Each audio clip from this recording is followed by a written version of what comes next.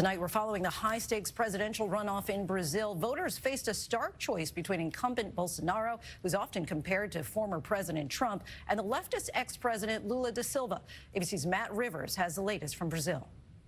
Lindsay, massive crowds tonight along the main avenue here in the city of Sao Paulo as we await the final results in this critical presidential election. But with more than 90% of the vote in, former President Lula da Silva with a slight edge over current President Jair Bolsonaro. But tonight, a real threat of political violence. President Bolsonaro throughout the campaign suggested he might not respect the results of this election if he didn't win. So the question now becomes, how will his supporters respond if he doesn't come out on top?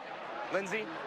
Matt, thank you. Tonight. And in Brazil, polls have closed now in a critical runoff election between far-right incumbent President Jair Bolsonaro and leftist former President Lula da Silva. Voters there now awaiting the results. Some fear it may be a contested election by Bolsonaro if he loses. He has already questioned the integrity of the election. Now to Brazil, where a long and bitter presidential campaign, very similar to our 2020 race, finally ended last night. Former President Lula da Silva claimed a narrow victory, unseating President Jair Bolsonaro. It is a stunning comeback for a leftist leader who held office for 8 years and was then imprisoned for corruption until his conviction was thrown out. Bolsonaro has not conceded the race, though national election officials confirm his defeat. His right-wing government had been widely criticized for his inflammatory speech, his response to the pandemic, and policies allowing deforestation.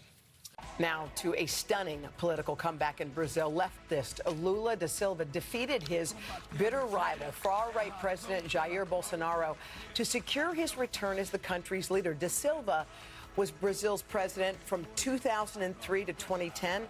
He is credited with building an extensive social welfare program. It helped lift tens of millions into the middle class. But in 2017, he was convicted on corruption and money laundering charges. He spent 19 months in prison. Back here to the NFL now, and the Buffalo Bills continue to